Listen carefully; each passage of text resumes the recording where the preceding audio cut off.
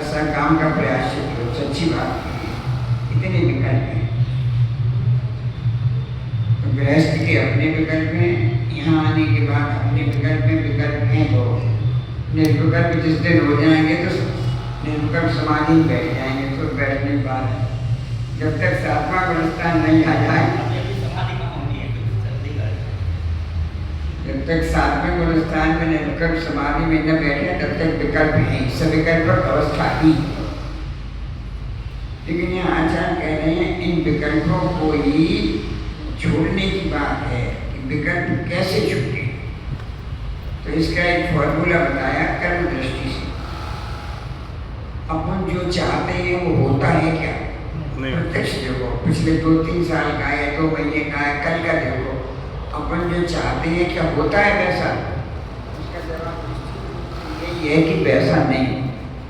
अपन चाहते हैं ऐसा मिल जाए, ऐसा आहार मिल जाए, ऐसे लोग मिल जाए, नहीं होता है ऐसा। तो आचार्य सिद्धांत ये दे रहे हैं कोई भी काम अपने चाहने से नहीं होता, कर्मोदय से। जैसा कर्म का उदय होगा काम वैसा ही होगा, अपनी इच्छा से काम नहीं। रामचंद्र जी चाहते थे सुबह हमारा सिंहासन पर राजा बन जाए, पिताजी ने भी कह दिया, लेकिन कर्मोदय कह रहा था कि नहीं बने, नहीं बने।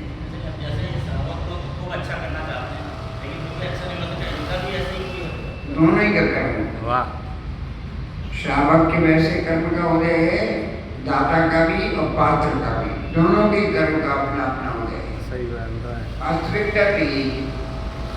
इसलिए यहाँ आचार्य कह रहे हैं जब तक इस कर्म सिद्धांत पर विश्वास नहीं करोगे तब तक विकल्प नहीं समाप्त। और एक बार कर्म सिद्धांत पर विश्वास हो जाए, काम हमारे चाहने से नहीं होता, जैसा कर्म का उदय होता है वैसा ही होता है। अगर इस पर एक का सिद्धांत आ जाए फिर सब काम अपने आप विकल्प है, जैसा कर्म का उदय था तैसा मिल गया। इसमें ज्यादा करने के वही यहाँ नचाशी कह रहे हैं एक चिंतन या एक सिद्धांत विकल्पों को दूर रखने में याद रखना चाहिए। हमेशा ये सोचना चाहिए कोई भी विकल्प करने से जब मेरे अनुकूल कार्य नहीं हो सकता तो मैं विकल्प क्यों करूं? अपने विकल्प से काम होता ही नहीं, फिर अपन क्या को टेंशन ले? जैसा कर्म का उदय होगा तैसा होगा, क्या अपन कर्म करो? क्योंकि जैसा मैं चाहूं वैसा सामने वाला कर ही दे, ये कोई नियामक नहीं है, ऐसा नियम नहीं है कि हम जैसा चाहें तैसा करते हैं।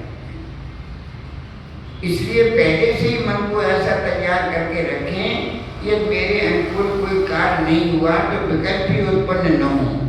पहले से मानसिक स्थिति बना लो, हम ऐसा चाह रहे हैं, हम चाह रहे हैं तो लोग जी हमारे फोटो खींचते हैं, ये नतीजे तो क्या लड़ेंगे? अगर हमारी फोटो जहाँ खींच पे जाए पोस्ट करेंगे कि नहीं क्या पता नहीं, खींच तो बहुत लेते हैं लोग, इसी में खुश हो जाते हैं। आज तो लोग जी ने हमारी फोटो खींच ली, शाम को पोस्ट होगी नहीं होगी। इसलिए विकल्प करने की जरूरत नहीं, वहाँ बैठे हैं और चाह रहे हैं तो भैया हमारे हाथ में एक प्लेट दे दें। अब देनी तो 10 लोगों के हाथ में, बैठे हैं 50 लोग तो 40 को तो नहीं मिलेगी। अब वो विकल्प करें, सत्येंद्र भैया ने हमें नहीं दी, हमें नहीं दी, रोज नहीं देते, फायदे नहीं। कोई विकल्प अपने कर्म के उदय में होगी तो पीछे बैठे होंगे तो भी मिल जाएगी, और अपने कर्म के उदय में नहीं होगी तो बगल वालों को भी नहीं मिलेगी। इसलिए न सत्येंद्र को दोष देने से फायदा न अपने भैया कर्म के उदय में होगी तो मिलेगी, और कर्म के उदय में नहीं होगी तो नहीं मिलेगी। इसलिए विकल्प मत करो। कभी कभी ऐसा होता है कि हजारों बार विकल्प करने के बाद जैसा चाहा वैसा कार्य नहीं होता, तो स्थिति में सिद्धांत स्पष्ट होता है कि विकल्प करने से विकल्प के अनुसार कार्य होते ही हो ऐसा कोई नियम नहीं है। अपने चाहने से, अपने सोचने से, अपनी इच्छा से, अपने विकल्प करने से काम नहीं होता। अपने को कर्म ऐसा उदय होगा तो काम होगा, ऐसा कर्म उदय नहीं होगा तो काम नहीं होगा। इसके उपरांत भी पूर्व संस्कार बस विकल्प उत्पन्न होते हैं। अतः साधक को इन विकल्पों को दूर करने योग साधना एवं आत्मनियंत्रण का प्रयोग करते हैं। और अनंत काल के कर्म लगे हुए हैं आत्मा के साथ, तो कर्म उदय काल में आएंगे, उस कर्म के उदय से वैसा परिणाम हो ही होगा। अब उस कर्म के परिणाम को अपन कैसे शांत करें, तो कह रहे हैं उसके लिए योग साधना और आत्मनियंत्रण, अपने मन पर, इंद्रियों पर, आत्मा में नियंत्रण करने की कोशिश करें।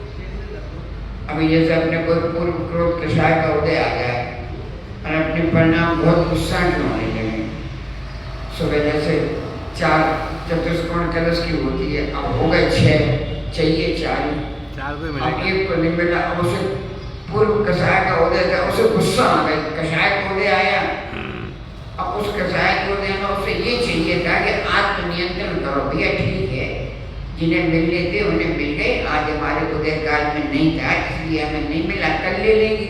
ऐसा करके आत्मनियंत्रण कर लोगे तो संतोष हो जाएगा।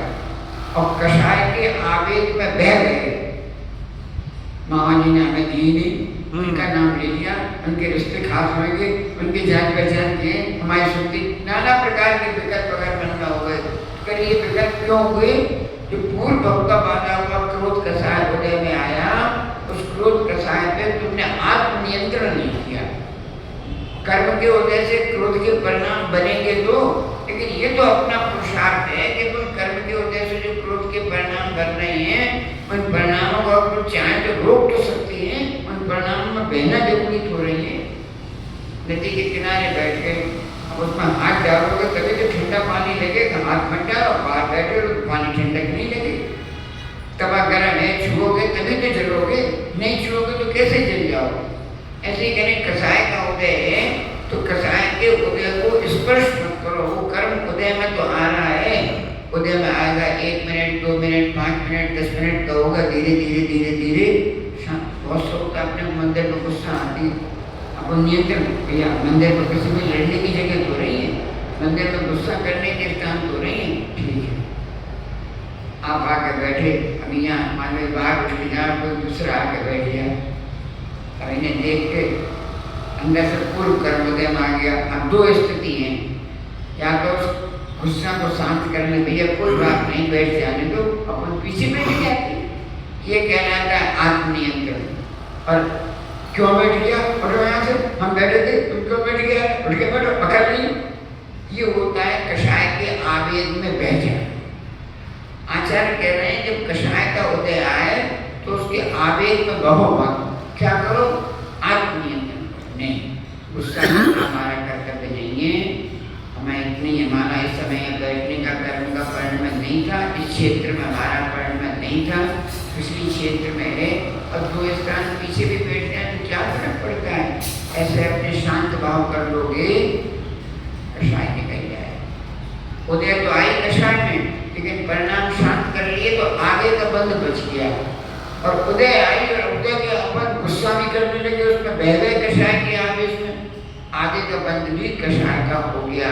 इसलिए आचार्य ये नियम सिद्धांत बता रहे हैं, विकल्पों से बचना है तो विकल्प कम करो, आगे की परिस्थिति सुधर जाएगी। एक लेख पढ़ा था जिसका शीर्षक था निद्रा आवश्यक तो है पर अनिवार्य नहीं। कह रहे निद्रा आवश्यक तो है, अनिवार्य नहीं। 2 अंतर हो गए, एक आवश्यकता एक अनिवार्यता। जरूरी है मतलब इसके बिना काम ही नहीं चलेगा, आवश्यकता काम चल सकता है। घी आवश्यक है, अनिवार्य नहीं है। बगैर चुपड़ी रोटी खा लो क्या फर्क पड़ जाएगा, एक दिन नहीं आया, छौक डाल कर कम ज़्यादा खा जा, अब उसी को गुस्सा। हमने तुमसे कहा घी रखते तो घी रखते नहीं, हमारे खा लेंगे, जरा से आवेश से बिगड़ गए तो कह रहे नहीं, घी आवश्यकता तो है, अनिवार्यता। बुद्ध है, बुधवार को घी की रस्सी होती तो बिना घी का खाते, एक दिन और बिना घी का खा लो क्या फर्क पड़ जाएगा, लेकिन परिणाम मत बिगाड़ो। जैसे खाली देगी घी की कटोरी है ही नहीं, अब कह तो सकते नहीं, लेकिन परिणाम बिगड़ रहे हैं। कहते बस इसी चीज को रोक ली, क्यों कर रहे हो, तुम्हारे कर्म के उदय में घी नहीं है, इसलिए आज सामने वाला घी रखना भूल गया, और कर्म के उदय में होगा तो थोड़ी देर में कौन साहब की गोब लेके आ जाएगा, अरे घी की कटोरी तो रहेगी, उदय काल में होगा तो मिलेगी, उदय काल में नहीं होगा नहीं। एक दिन सोचा आज अमुक व्यक्ति से पढ़ गई, और उससे पहले वो आचार से तो पढ़ा के ले गया, कोई जरूरी नहीं है कि अपनी हम सोच रहे हैं। हो गया ना, श्रेय सब आए थे इनकी दीक्षा के बाद पहली बार हम पढ़ गए, अब वो गए अपने घर। हर जगह ये लगा हम चाहते हैं उनसे पढ़ गए, लेकिन कर्म भी तो चाहेगा उनसे पढ़ो, कर्म नहीं चाहता, इसलिए विकल्प मत करो। ठीक है, जहाँ जिसके हाथ पढ़गान लिखा होगा उसको हम ये सोचे जिससे पढ़गान लिखा होगा उससे ही पढ़गान, और आप ये सोचो आज जिसका पढ़गान होगा होना होगा उसी का ही पढ़गान। आचार्य श्री ने हमारी तरफ देखे ही नहीं, उपाध्याय से हमारी तरफ आए ही नहीं, सहसा का किताब तो पढ़ते ही नहीं, क्यों नाना प्रकार के विकल्प, क्यों कोई विकल्प नहीं। जो पद्रव्य का परिणमन हो रहा है उस परिणमन में अपने को संतोष, शांति का हो। लगाना चला जाए, लगाने खड़ा है लेकिन हमको देख के पीछे हट जाए, ये भी हो सकता है। उसका मतलब आपको नहीं पढ़ाना चाहता, खड़ा तो है, अपने दूसरों को पढ़ाना चाहता है, इसलिए आपको नहीं चाहता। पतली गली पकड़ ली तुमने। भाई पढ़ता करो नहीं है, हम भी सोचते हैं वो आए हैं तो आगे से आगे भी पढ़ाएंगे, हम उनसे पढ़ते हैं तो आगे से आगे कैसे पढ़ा पा लेंगे, सोचना पड़ता है, ये सब देखना पड़ता है। अब माता जी कानपुर से आए तो हम पीयू सागर का पहले अधिकार है, हमारा अधिकार तो बाद में है। तो नाना इसलिए कहते इन चीजों में आचार्य शिक्षा दे रहे हैं, इनमें ज्यादा अपना दिमाग मत लगाओ। कर्म का परिणाम जैसा होना होगा वैसा ही परिणाम, वैसा ही, इसलिए इनमें विकल्प मत करो। तो कहते हैं निद्रा आवश्यक है, अनिवार्य नहीं, निद्रा के बिना जीवन नहीं चल सकता ऐसा नहीं है। हम न सोए तो जिंदगी नहीं चलेगी, नहीं, ऐसी बात नहीं। शादी होती है, सोता है कोई एक दो दिन, अरे इतने कम है कौन सोए, एक दो दिन बिना नींद के निकल जाते तो काम रुक गया, कुछ नहीं रुक गया। उपयोग काम में है तो नींद नहीं चाहिए। एग्जाम के दिन में बच्चों को नींद नहीं आती, क्यों भैया सुबह पेपर देना, अभी रिवाइज करना, अब जीवन चलना कि नहीं चलना। तो ये आचार्य श्री यहाँ कह रहे हैं कि निद्रा आवश्यक तो है, अनिवार्य नहीं। जैनाचार्यों ने भी कहा है कि शारीरिक और मानसिक श्रम करने से शरीर में जो थकान आती है उस थकान को दूर करने के लिए निद्रा आवश्यक है, लेकिन निद्रा न आ रही हो, शरीर में कोई थकान भी न हो तो निद्रा लेना अनिवार्य नहीं। अपन दिन भर शारीरिक श्रम करते हैं, करने तो शरीर स्वाभाविक है, शरीर को रेस्ट चाहिए, तो उसके लिए रेस्ट के लिए कह दिया कुंद आचार्य ने मुनियों में लिखा 3-4 घंटे बहुत था। दिन में तो स्पष्ट लिखा मुनियों को दिन में तो सोना ही नहीं चाहिए, विश्राम कर सकते हैं, सोना नहीं चाहिए। और रात में भी लिखा है 3-4 घंटे की निद्रा शरीर के लिए। अब कोई बहुत शारीरिक श्रम तो कर नहीं रहे, भावना तो कोई चला नहीं रहे, कुछ कर तो कर नहीं रहे, मानसिक श्रम ज़्यादा है, शारीरिक श्रम इतना नहीं है। तो कहते हैं उसके लिए 3-4 घंटे की निद्रा बहुत काफ़ी है। और निद्रा नहीं भी आ रही हो तो फिर इसके लिए टेंशन नहीं। निद्रा कहाँ से आती है? जब दर्शनावर्णी कर्म का उदय होता है तो नींद आती है। दर्शनावर्णी कर्म की जो प्रकृतियां हैं उसमें निद्रा निद्रा निद्रा पिछला पिछला पिछला स्थान वृद्धि काय की है ये दर्शन वहाँ है। तो कह रहे नींद का आना या ज्यादा नींद का आना ये कर्म का उदय है। हम नींद नहीं आ रही इसका मतलब तुम्हारे दर्शनावर्णी कर्म का उदय नहीं है, दर्शन वो नहीं करोगे, नहीं आ रही नींद तो उससे परेशान क्यों हो रहे हो? बहुत से लोग डॉक्टर साहब नींद नहीं आती, दवाई नींद की गोली लिख दो। अरे कर्म का तुम्हारा उदय है ही नहीं, पाप का उदय तो नींद क्यों आए? उसमें तो अच्छा और मानो नींद नहीं आ रही स्वाध्याय करने बैठ जाओ, नींद नहीं आ रही जाप करने बैठ जाओ। लेकिन अपन ये समझते हैं कि नींद नहीं आ रही तो ये भी गड़बड़ है। नहीं, जितनी शरीर को आवश्यकता होगी उतनी नींद लगी। डॉक्टर साहब को तो 200 रुपये फीस चाहिए। सही बात। वो क्या करो डालने भैया जैसे तैसे तो आगे क्या को वापस कर दो। ये तो यहाँ बैठ के कह रहा है यहाँ फीस तो मिलेगी। सत्य जो सत्य है। लेकिन निद्रा न आ रही हो तो शरीर में कोई थकान भी न हो तो निद्रा लेना जरूरी, मन नहीं जाता। अरे 10-11 बज गए, नींद नहीं आ रही, टेंशन मत करो, सो जाप करो, जब आएगी तो सो जाना, नहीं आ रही तो नहीं आ रही, तो परेशानी होने की जरूरत नहीं। अब एक बहुत बड़ी बात लिखी तो आचार्य श्री ने, हम पहली बार ही पढ़ रहे हैं इसको। यह सिद्धांत है, आचार्य श्री कह रहे हैं विद्यासागर जी, ये सिद्धांत है, लोग जितनी ज्यादा निद्रा लेते हैं उतने ही आयु कर्म के निषेध उदीरे होते हैं। बहुत बड़ी बात है, मतलब जितना ज्यादा सोओगे उतनी आपकी आयु कम होगी, ये कह रहे हैं।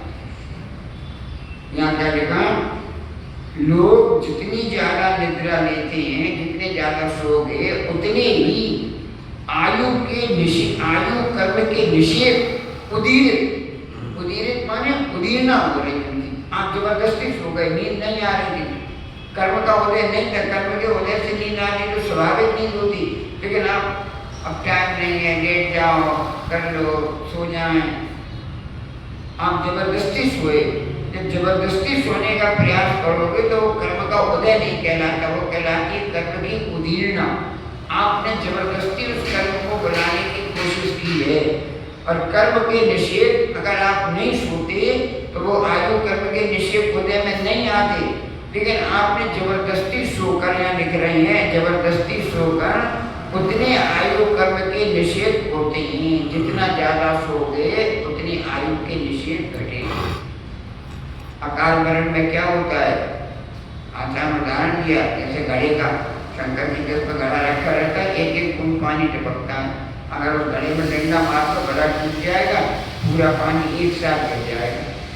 ऐसे कह रहे सामान्य अपने जीवन में हर एक समय में आयु कर्म का एक निषेध उदय में आता है और धीरे धीरे आयु घटती चली जाती है। लेकिन अकाल मरण का निमित्त बिना तो जितने निषेध थे वो एक साथ उदय में आकर नष्ट हो जाते हैं। उन्हीं उसी सिद्धांत की आचार्य बात कर रहे हैं। अगर आप सामान्य नींद लेते तो एक समय में आयु कर्म का एक निषेध ही आता, धीरे धीरे तो आपकी आयु ज्यादा चलती, लेकिन आपने सो के जबरदस्ती सोकर 100-200,000 आयु के निषेध उदय में ले आए, उतनी आपकी आयु कम हो गई। बाहुबली तो सोई नहीं एक साल, सोई नहीं बाहुबली, खड़े हो गए जाकर, एक साल बाद केवल ज्ञान हुआ, एक साल तक बैठे नहीं, लेटे नहीं, कुछ नहीं किया, सोई नहीं। उपाध्याय ज्ञान सागर की रात को लेटते नहीं थे, ऐसे बैठे रहे, बैठे बैठे झपकी आया, हमने कई बार देखा, बैठे बैठे झपकी ले लें, पीछे से पटेल सहारा ले गए, लेकिन लेटते नहीं।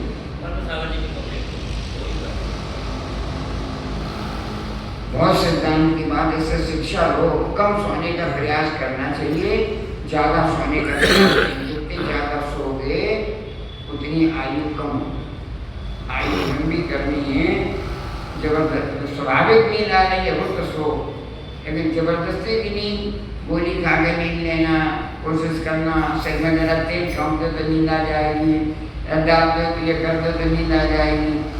आचार्य कह रहे हैं जबरदस्ती नींद को बुलाने की कोशिश मत करो, जितनी जबरदस्ती नींद बुलाओगे उतनी आयु कर्म की उदीरना होगी, और उदीरना होने से आयु घटेगी।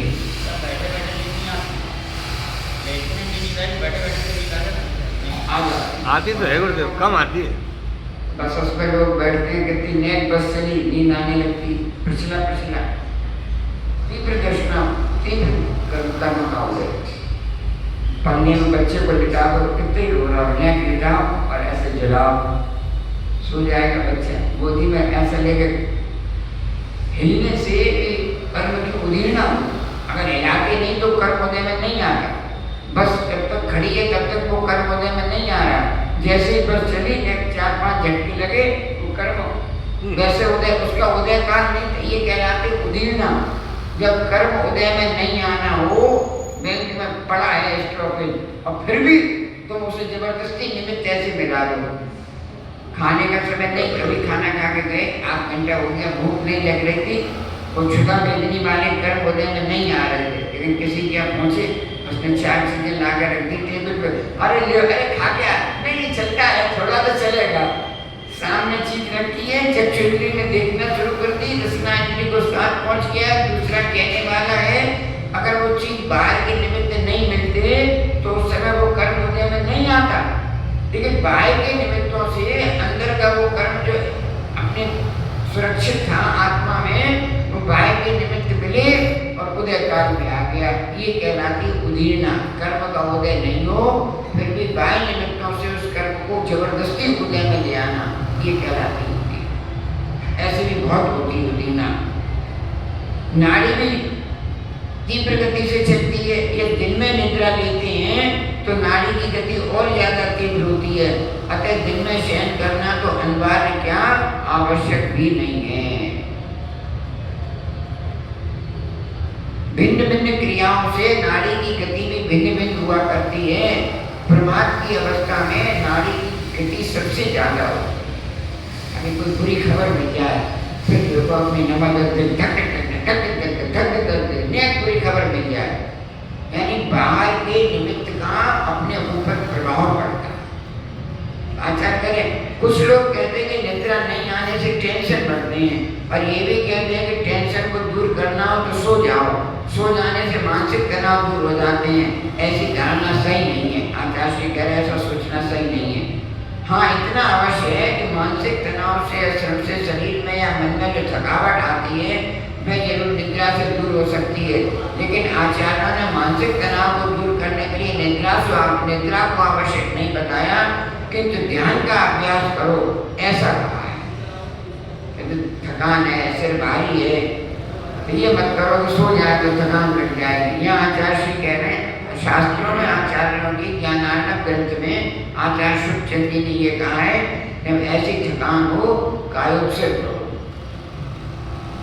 ये बहुत है। अभी कोरोना में बहुत ऑक्सीजन लेवल की बात हो गई, सब नापने लगे 85 हो गया, कम हो गया, कम हो गया। जब आपका ऑक्सीजन लेवल कम लग रहा हो आप उस समय कायोत्सर्ग करो।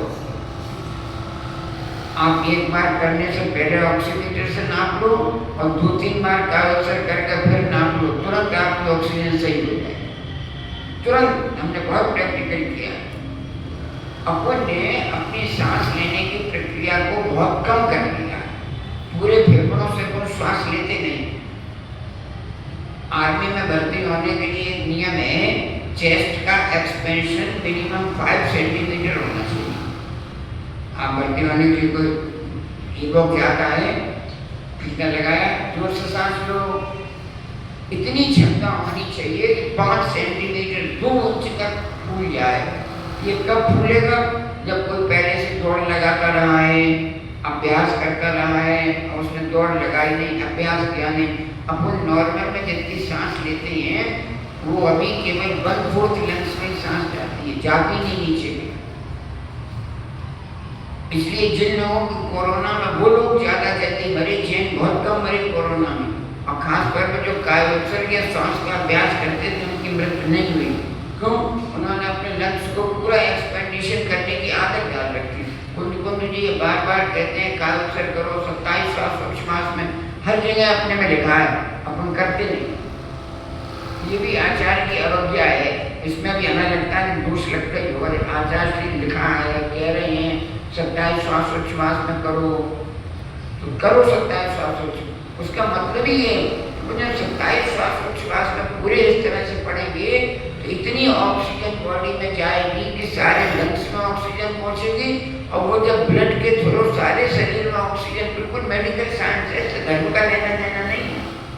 अब लोग जितनी भी शारीरिक क्रिया करते हैं, सेल 1 यूनिट है मिनिमम। सारा शरीर सेल का कंपोजिशन है।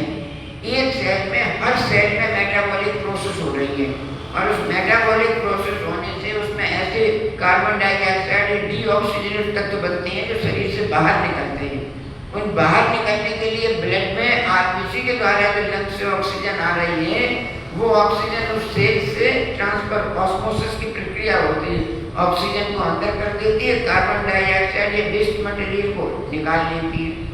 अब इतनी ऑक्सीजन लंग्स में जाए कि वो सारे बॉडी के टिश्यूज तक पहुंच सके। अपन उतनी सांस लेते ही नहीं। ये से नेक ले ली, तो इतनी ऑक्सीजन ब्लड को नहीं मिल पाती है कि वो सारे बॉडी के टिश्यूज को कार्बन डाइऑक्साइड या वेस्ट मटेरियल को निकाल सके। जिन टिश्यूज में कार्बन डाइऑक्साइड या वेस्ट मटेरियल ज़्यादा इकट्ठे हो जाते हैं, पैर में दर्द हो रहा, दाबने ऐसा बोलते हैं दाब दो, क्यों दाबने का मन हो रहा, वहाँ ऑक्सीजन कम पहुँच रही है। जब भी इस प्रोसेस को आप उसमें दाबने, जरा लंबी सांस ले लो, 2 मिनट में दर्द अपने आप खत्म हो जाएगा। इसके लिए अपने यहाँ ने ये बात कही कि दिन में कम से कम 18 बार कायोत्सर्ग करो, या हर स्थान पर कायोत्सर्ग करो। हम लोगों के लिए भी आचार्य बता रहे, हर जगह कायोत्सर्ग है। कमरे से निकलो कायोत्सर्ग, कमरे में प्रवेश करो कायोत्सर्ग, बैठो तो कायोत्सर्ग, शंका के लिए जाओ तो कायोत्सर्ग, लौट का हर जगह कायोत्सर्ग। उसका मतलब ही ये क्या है कि बॉडी में लंग्स की क्रिया या उसके द्वारा सारी सिस्टम, बायोलॉजिकल सिस्टम बिल्कुल सही होता रहे। लेकिन आचार्यों ने मानसिक तनाव को दूर करने के लिए निद्रा को आवश्यक नहीं बताया, किंतु ध्यान का अभ्यास करो ऐसा कहा है। तो ध्यान में क्या करना, तो कहते हैं माँ चिंता माँ जंपे, अर्थात बोलो मत, चिंतन मत करो। सबसे पहले ध्यान की सीढ़ी, पहली सीढ़ी है ध्यान करो। ध्यान करने से मतलब ये नहीं तुरंत आत्मा का ध्यान करने लग जाओ। सबसे पहले ध्यान में क्या करो, बोलो मत, चिंतन मत करो। सबसे पहले ध्यान करना है तो मौन लेके बैठो, बोलते हुए ध्यान नहीं। बहुत थकान लग रही हो, बहुत मौन लेके बैठ जाओ, कायोत्सर्ग की मुद्रा में बैठ जाओ। कायोत्सर्ग के लिए कुनकुन आचार्य ने मूलाचार्य में स्पष्ट कहा, बाएं पैर के ऊपर दायां पैर रखो, बाएं हथेली के ऊपर दाएं हथेली रखो, इन हथेली को नाभि के पास रखो। बहुत से लोग ऐसा करके बैठते हैं योग की मुद्रा में, कुंद इसे स्वीकार नहीं करते। कुंद तो कहते हैं ये मुद्रा है, पद्मासन या अर्ध पद्मासन लगाओ और उसमें भी शर्त लगा दी, बाएं पैर के ऊपर दायां पैर रखो। अगर अर्ध पद्मासन है, पूरा पद्मासन है तो दोनों पैर ऊपर हो ही जाएंगे, और पूरा पद्मासन नहीं है, अर्ध पद्मासन है तो कहते हैं दाएं पैर को बाएं पैर के ऊपर रखो। ऐसे दाएं हथेली के साथ, ऐसा उल्टा नहीं, ऐसा। अब उसमें दिमाग मत लगाओ, ऐसा रखने के तो क्या होगा, अरे इतने बड़े आचार्य लिख रहे हैं, कुछ तो उनने मतलब निकाला होगा, तो उसमें अपना टेंशन मतलब ऐसा रख, अरे क्यों जो लिखा है कैसे कर लो, क्या उसमें टेंशन ले रहे हैं। कभी इसमें टेंशन लेते हो, यही फेसबुक क्यों खुलेगी, अरे भैया फेसबुक का निशान यहाँ लगा है यही खुलेगी। उसमें कभी सोचा नहीं यार, उसमें तो दिमाग यहाँ क्यों रखते, क्यों ऐसा रखेंगे तो जैसा लिखा है। कोई भी अपन चीज लाते हैं, किताब मिलती है डायरेक्शंस फॉर यूज, उसमें जैसा डायरेक्शन दिया अपन वैसा करते हैं। कुकर को पूरा मत भरो, आज तक नहीं भरा भैया, उसमें लिखा है मत करो, नहीं तो बात फट जाएगा, ठीक है। ऐसे आचार्य कह रहे कि ऐसा करो वैसा करो, कैसा लिखा है। तो कहते बाएं पैर पे दायां पैर रखो, बाएं हाथ पे दायां हाथ रखो, हाथों को नाभि के पास रखो, नीचे पैर मत रखो, बहुत यहाँ भी मत रखो, नाभि के पास रखो। और ऐसे करके बस कह रहे सबसे पहला सिर्फ ध्यान क्या, बोलो मत, चुपचाप बैठ जाओ। आसनों में शवासन आता है, बहुत थकान लग रही हो, बहुत परेशानी लग रही हो, जमीन पर आंख बंद करके चुपचाप लेट जाओ, शरीर को ऐसा छोड़ दो जैसे डेड बॉडी होती है। इसीलिए उसका नाम पड़ा शवासन। शव माने डेड बॉडी, आसन शव के रूप में। अपना हाथ नहीं उठाना, पैर नहीं हिलाना, आँख नहीं चलाना, आँख नहीं खोलना। 10 मिनट कितनी थकान आ रही हो, आपको 10 मिनट में फ्रेशनेस आ जाएगी। तो वही आचार्य लिख रहे हैं, ध्यान की पहली सीढ़ी पर बोलो मत, मन लेके बैठ जाओ। दूसरा का चिंतन मत करो, ज़्यादा सोचो मत। अब बैठ तो गए, क्यों नहीं नींद आ रही, ऐसा काम क्यों नहीं हुआ, उसने हमसे ऐसा क्यों बोल दिया, उसने ऐसा क्यों नहीं किया, उसने हमारा दिमाग चलते रहेगा। सबसे ज़्यादा शरीर में ब्रेन को काम करना पड़ता है, हार्ट और ब्रेन। हार्ट 1 मिनट को रुक जाए, जयराम जी की ब्रेन तो भी थोड़ी देर में खिंच जाएगा। कभी कभी हार्ट खत्म होने के बाद भी ब्रेन थोड़ी देर काम कर जाता है, ब्रेन डेड बाद में होते हैं। तो कहते हैं ब्रेन डेड जैसे हार्ट के ऊपर ओवर एक्सर्शन नहीं हो। आजकल की मेडिकल साइंस ये भी कहती है ब्रेन के ऊपर भी ओवर एक्सर्शन नहीं होना चाहिए। थोड़ी देर शाम 15 मिनट कुछ नहीं सोचना, कहीं दिमाग नहीं लगाना, कोई टेंशन की बात नहीं करना, मन को पूर्ण रूप से अपने आप में लगा दो। शास्त्रों में लिखा है ज़्यादा हो अपनी श्वास को लेते लेते देखो, सांस लो और अपनी देखो हमारी हवा अंदर कहाँ तक जा रही है, फेफड़ों में यहाँ तक फेफड़े हैं, अपनी हवा कहाँ तक जाती है, यहीं तक जाती है। आता कहते इतनी कोशिश करो कि अंदर ये महसूस हो कि यहाँ तक हवा पहुँच रही है। इस प्रक्रिया को देखो, अंदर से देखो, गले से निकल रही है, नखनों से निकल रही है, सीधे नखनों से निकल रही है, कहाँ से निकल रही है, आचार अपनी सांस प्रक्रिया को देखो। यह लिखा है अपनी हृदय की धड़कन को महसूस करो।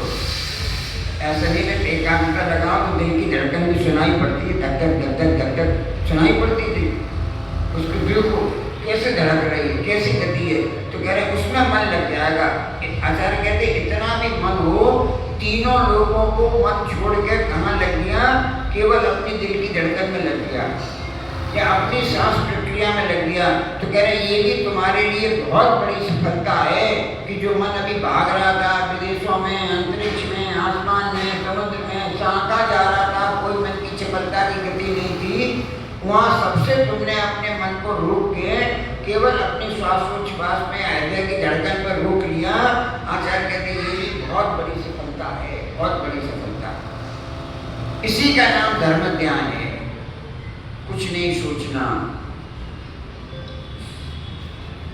और कहते सामने स्वास्तिक बना लो, नहीं कर पा रहे हो तो स्वास्तिक को देखते रहो, ओम लिख लो, ओम को देखते रहो, एक जलता हुआ दीपक सामने रख लो, दीपक की लो देखते रहो, कोई एक कलश मंगल रख लो, उसे देखते रहो। कोई चीज एकाग्र चिंता लगो तो ध्यान बस एक वस्तु पर ध्यान लगाने की कोशिश करो। ज़्यादा चीज़ें यहाँ भगवान के सामने बैठो, पूरी प्रतिमा नहीं, एक अंग ले लो, भगवान की आंख देखो, भगवान की नाभि देखो, भगवान की चरण कमल देखो। अब गृहस्थ के लिए तो सबसे ज़्यादा शास्त्रों में उल्लेख है, तो गृहस्थ की दृष्टि भगवान के और गुरु के चरणों पर ही होनी चाहिए। कभी भी महाराज से प्रतिमा से आंख नहीं मिलानी चाहिए, कोई औकात नहीं है भगवान के सामने और प्रतिमा के सामने, अपनी कोई शक्ति नहीं, कोई शक्ति नहीं। उनसे जो ऊर्जा निकल रही है, मुनिनाथ के शरीर से जो आंखों से ऊर्जा निकल रही है, अपनी शक्ति नहीं। हमने पता नहीं एक बार हमने महाराज जी से आदर्श से कहा भूख बहुत लगती है, आदर्श ने कहा आंखों की तरफ देखो। हम 15 सेकंड से ज़्यादा मिला नहीं पाए आचार्य श्री से, 15 सेकंड अपने आप झुक गई। हमने बहुत कोशिश की, नहीं। आचार्य श्री किसी भी मुनिराज के शरीर से इसलिए कहाँ दृष्टि रखी, हमेशा तब पादो मगर गए, रोज बोलते हैं हमारा हृदय कहाँ है, तब पादो आपके चरण कमल में गए। वैराग्य भावना में पढ़ते हैं देव श्री गुरु के पद पंकज लोचन अली आनंद, कहाँ दृष्टि गई, भगवान के चरण कमल पर गई। तब पद मेरे ही में मम्मी ही तेरे चले। 100 से हमने उदाहरण स्पष्ट किए जिसमें केवल चरण कमल की बात है। मुख वाले तो केवल 3 उदाहरण मिले, 100 उदाहरण हमें ऐसे मिले जिनमें आचार्य ने गृहस्थ के लिए यही कहा है दृष्टि कहाँ हो, भगवान के चरण कमल पे, चरण कमल पे, चरण कमल पे, बस, और कहीं दृष्टि। तो कह रहे हैं इसी धर्म के ज्ञान, इस धर्म के द्वारा मन विश्राम अवस्था का अनुभव करता है। द्रव्य संग्रह ग्रंथ में आचार्य नेमचंद स्वामी जी ने इस विषय में एक गाथा लिखी है, द्रव्य संग्रह की गाथा 56 माँ चिट्टे माँ जपे माँ चिट्टे किम विजय हो थरो अप्पा अप्पा में रहो इड़े एवं परे हज्जानम। समय हो गया, इसलिए गाथा को कल करेंगे। बोलो आचार्य पूज्य पाप स्वामी महाराज की जय, आचार्य आचार्य श्री प्रसन्न सागर महाराज की जय, अल्पाध्याय स्वामी मठ श्री पीयूष सागर महाराज